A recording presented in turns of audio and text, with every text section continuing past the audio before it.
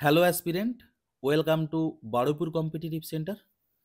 তো তোমরা বিশেষ করে যারা চাকরির পড়াশোনার সাথে যুক্ত, তারা অলরেডি এই দুঃখের সংবাদটা পেয়ে গেছো যে প্রয়াত হলেন জীবন মুখোপাধ্যায়, তাই না? গতকাল অর্থাৎ 7ই জানুয়ারি উনি আমাদের ছেড়ে পরলোক গমন করেছেন।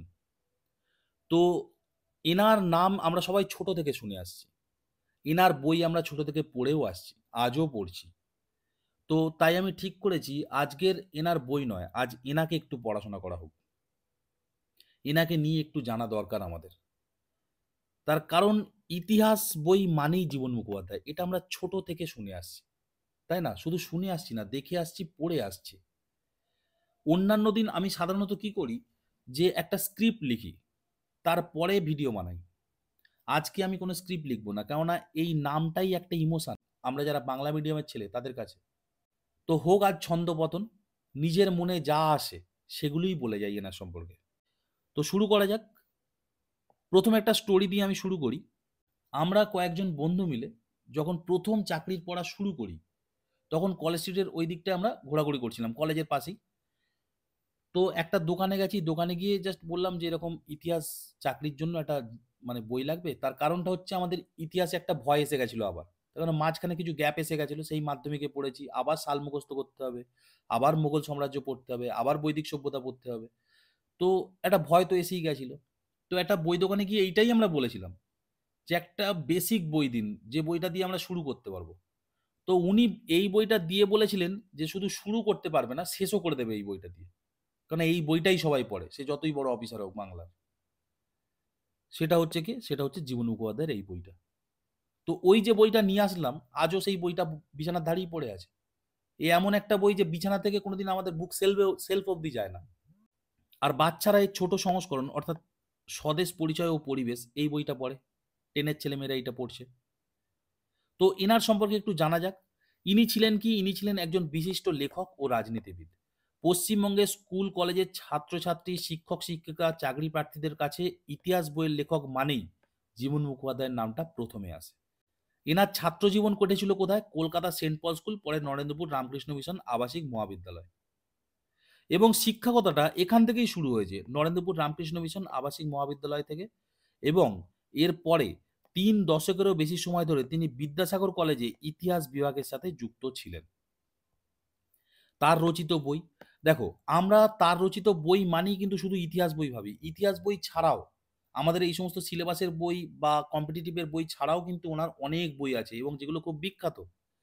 কি কি বই লিখছেন উনি? ভারতের স্বাধীনতা সংগ্রাম কিছু কাহিনী, স্বাধীনতা আন্দোলনের কিছু কথা কিছু কাহিনী, বিদ্যার্থী বিবেকানন্দ, বিখ্যাত বই বিদ্যার্থী বিবেকানন্দ। দেখো উনি রামকৃষ্ণ মিশনে পড়েছেন এবং পড়িয়েছেন, সুতরাং এটা তো উনি লিখবেনই।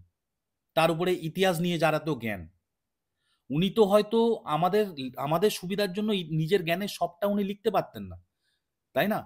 আমরা জীবন মুখোপাধ্যায়ের এই বইটা মানেই বুঝি মোটা বই, কিন্তু ভাবো এই মোটা বইটাও কি ওনার জ্ঞানটা সবটা উনি ওই ওই বইয়েতে লিখতে পেরেছেন? নিশ্চয়ই পারবেন না, কেন উনি ইতিহাসের ইতিহাস ওনার প্যাশন।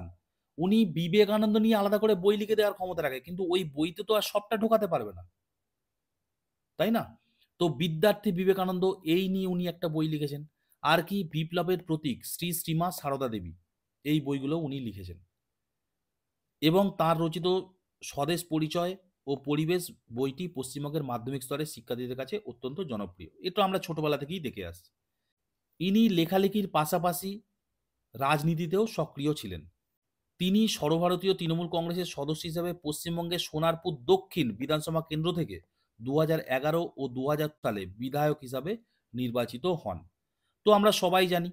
তো এইটা কি, এটা কিছুই নয়, আমরা যারা এই সোনারপুর, বারুইপুর, গড়িয়া এই চত্বরে থাকি তারা এই জিনিসটা আরো বেশি ভালোভাবে জানি, তাই না? উনি হচ্ছে সোনারপুর দক্ষিণের এমএলএ ছিলেন। তো এই জন্যই আমাদের ইমোশনটা আরেকটু বেশি। তার কারণটা কি? তার কারণটা বাকিদের কাছে উনি একজন হয়তো শুধুই লেখক, ইতিহাস বইয়ের লেখক, আমাদের কাছে কিন্তু উনি অভিভাবকও ছিলেন। সুতরাং আমাদের ইমোশনটা আরেকটু বেশি। তো এখন চলো, যারা এনার এই বই পড়ে সফল হয়েছে, সাকসেস পেয়েছে, সমাজে সুপ্রতিষ্ঠিত হতে পেরেছে, তারা এনার সম্পর্কে কি বলছে একটু দেখা যাক। প্রথমেই আসি উদয় প্রামাণিক, তিনি একজন সিআইডি অফিসার। তিনি কি বলছেন? বলছেন হাই স্কুল জীবন থেকে ইতিহাস বই বলতে যা বুঝতাম তা ওনার বই। সেই সময় অন্য কোনো বিকল্প কোনোদিনও শুনিনি। পরে সায়েন্স নিয়ে গ্র্যাজুয়েশন মাস্টার্স করার পর চাকরির পরীক্ষা দিতে এসে দেখলাম আবার ওনার বইয়ের প্রয়োজন আছে এবং এক্ষেত্রেও অন্য কোনো বিকল্প নেই। চাকরির পরীক্ষায় ইতিহাসের প্রশ্নই যা করে আসতাম তা ওনার বইয়ের দৌলতেই। শুধু তাই না, আজ ইতিহাস যেটুকু জানি সেটাও ওনার দৌলতে। আজ খবরটা পেয়ে খুবই খারাপ লাগলো, ওনার আত্মার শান্তি কামনা করি। এরপরে দেখো, শুভদীপ মণ্ডল, তিনি একজন ডাব্লিউবিসিএস অফিসার, বর্তমানে পুরুলিয়ায় পোস্টেড। উনি কি বলছেন? উনি বলছেন, honourable Jiban Mukherjee, one of the brightest stars in the world of education, has fallen.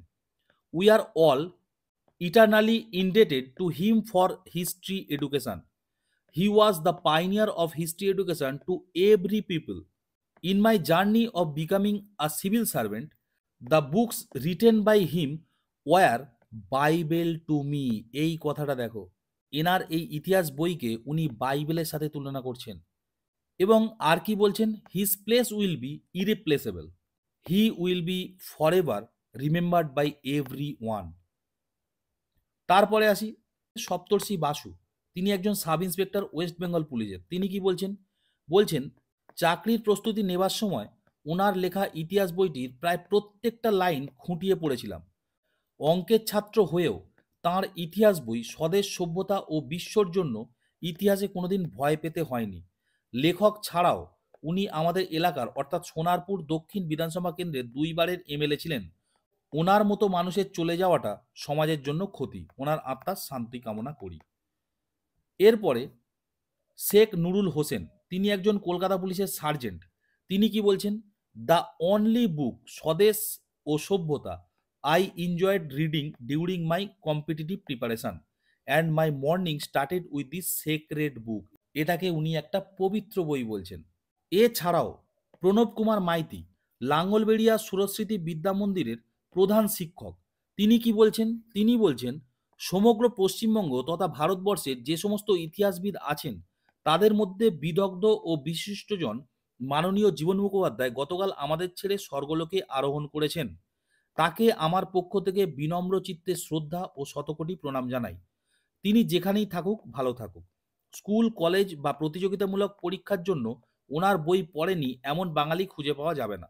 শুধুমাত্র টেক্সট বই না, তার লেখা অন্যান্য বই, যেমন প্রাচীন ভারতের বিবাহতে তিনি ভারতের বৈবাহিক বৈচিত্র্যকেও তুলে ধরেছিলেন। তিনি কেবলমাত্র একজন বিখ্যাত ইতিহাসবিদ না, বিধায়ক হিসাবেও তিনি দক্ষ ছিলেন।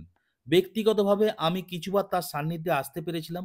মাস্টারমশাই সম্বোধনে তিনি আমাদের নিমন্ত্রণ রক্ষা করেছিলেন এবং বিভিন্ন ক্ষেত্রে আমাদের পাশে দাঁড়িয়েছিলেন।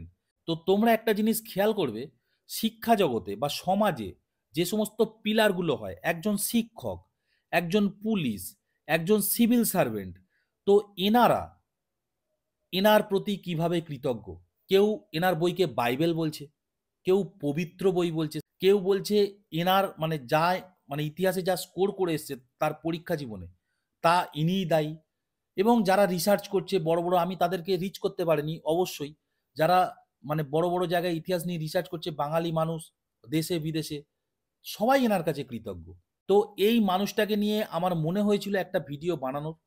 এই যে কথাগুলো, এনাদের যে কোট আনকোট কথাগুলো দিয়েছি, এগুলো আমি শুধু এনারা বলছেন না, আমাদের মধ্যে প্রত্যেকেই আমরা তাই বলছি, তাই না? কেউ বন্ধুদের মধ্যে বলছি, কেউ হোয়াটসঅ্যাপ স্টেটাসে দিয়ে বলছি, কেউ হচ্ছে মানে ফোনে মানে ফেসবুকে লিখছি।